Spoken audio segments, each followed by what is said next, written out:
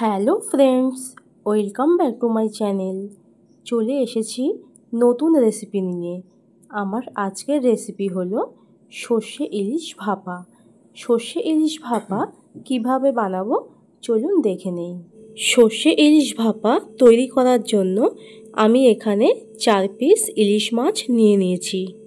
এখন ইলিশ মাছগুলোকে লবণ আর হলুদ মিশিয়ে আমি ম্যারিনেট করে রেখেছি 5 মিনিটের জন্য। আর এদিকে আমি ইলিশ মাছ ভাপা তৈরি করার জন্য নিয়ে নিয়েছি 1.5 চামচ সর্ষে আর 8 থেকে 9টা কাঁচা লঙ্কা। একটা মিক্সির সাহায্যে আমি এই মশলাটা পেস্ট করে নিয়েছি। আর এর সাথে অ্যাড করছি 1 চামচ হলুদ গুঁড়ো, 1/2 চামচ জিরে গুঁড়ো, 1/2 চামচ ধনে গুঁড়ো, আর এর সাথে অ্যাড করছি পরিমাণ মতো লবণ। লবণটা আমি এখানে কম ব্যবহার করলাম, কারণ মাছগুলো ম্যারিনেট করার সময় আমি কিন্তু পরিমাণ মতো লবণ ব্যবহার করেছিলাম।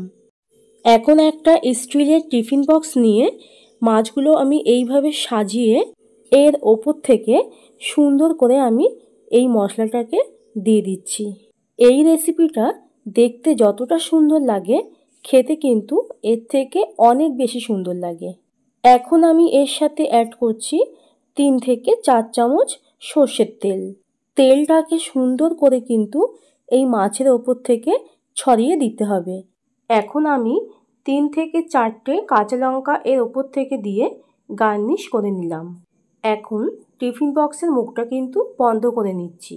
কড়াই বসিয়ে এর মধ্যে পরিমাণ মতো জল দিয়ে জলটাকে একটু ফুটিয়ে নিয়ে টিফিন বক্সটা এই জলের মধ্যে দিয়ে স্টিম করে নিচ্ছি।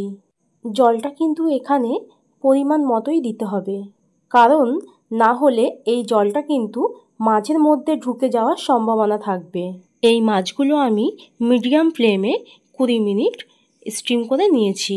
এখন আমি টিফিন বাটির ঢাকনা খুলে দেখাচ্ছি যে ইলিশ ভাপাটা কতটা সুন্দরভাবে তৈরি হয়ে গেছে। তৈরি হয়ে গেল আমার আজকের রেসিপি সর্ষে ইলিশ ভাপা। রেসিপিটা যদি ভালো লেগে থাকে আমার চ্যানেলটা সাবস্ক্রাইব করে বেল আইকনটা প্রেস করে দেবেন, আর লাইক কমেন্ট শেয়ার করতে ভুলবে না। নতুন নতুন ভিডিওর জন্য কমেন্ট করে জানাবে। আবার দেখা হবে নতুন কোনো ভিডিও নিয়ে। বাই।